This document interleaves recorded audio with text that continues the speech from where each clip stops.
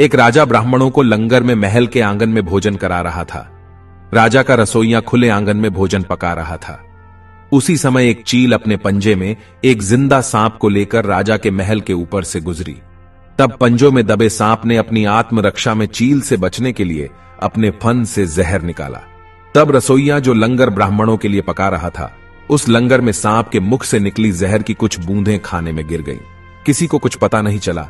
फलस्वरूप वह ब्राह्मण जो भोजन करने आए थे, उन सबकी जहरीला खाना खाते ही मौत हो गई। अब जब राजा को सारे ब्राह्मणों की मृत्यु का पता चला तो ब्रह्म हत्या होने से उसे बहुत दुख हुआ। ऐसे में अब ऊपर बैठे यमराज के लिए भी यह फैसला लेना मुश्किल हो गया कि इस पाप कर्म का फल किसके खाते में जाएगा। राजा, जिसको पता ही नहीं था कि खाना जहरीला हो गया है, या रसोइया, जिसको पता ही नहीं था कि खाना बनाते समय वह जहरीला हो गया है, या वह चील जो जहरीला सांप लिए राजा के ऊपर से गुजरी, या वह सांप जिसने अपनी आत्मरक्षा में जहर निकाला। बहुत दिनों तक यह मामला यमराज की फाइल में अटका रहा।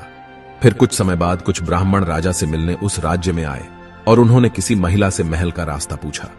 उस महिला ने महल का रास्ता तो बता दिया, पर रास्ता बताने के साथ साथ ब्राह्मणों से यह भी कह दिया कि देखो भाई, जरा ध्यान रखना, वह राजा आप जैसे ब्राह्मणों को खाने में जहर देकर मार देता है। बस जैसे ही उस महिला ने ये शब्द कहे, उसी समय यमराज ने फैसला ले लिया कि उन मृत ब्राह्मणों की मृत्यु के पाप का फल इस महिला के खाते में जाएगा और इसे उस पाप का फल भुगतना होगा।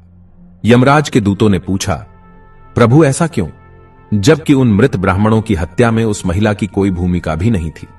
तब यमराज ने कहा कि भाई देखो, जब कोई व्यक्ति पाप करता है तब उसे बड़ा आनंद मिलता है, पर उन मृत ब्राह्मणों की हत्या से ना तो राजा को आनंद मिला, ना ही उस रसोइया को आनंद मिला, ना ही उस सांप को आनंद मिला, और ना ही उस चील को आनंद मिला, पर उस पाप कर्म की घटना का बुराई करने के भाव से बखान कर उस महिला को जरूर आनंद मिला।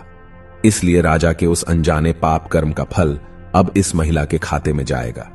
बस इसी घटना के तहत आज तक जब भी कोई व्यक्ति जब किसी दूसरे के पाप कर्म का बखान बुरे भाव से बुराई करता है, तब उस व्यक्ति के पापों का हिस्सा उस बुराई करने वाले के खाते में भी डाल दिया जाता है। अक्सर हम जीवन में सोचते हैं कि हमने जीवन में ऐसा कोई पाप नहीं किया, फिर भी हमारे जीवन में इतना कष्ट क्यों आया। यह कष्ट और कहीं से नहीं, बल्कि लोगों की बुराई करने के कारण उनके पाप कर्मों से आया होता है, जो बुराई करते ही हमारे खाते में ट्रांसफर हो जाता है।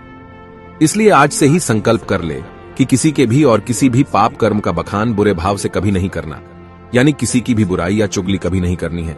लेकिन यदि फिर भी हम ऐसा करते हैं तो हमें ही इसका फल आज नहीं तो कल जरूर भुगतना ही पड़ेगा।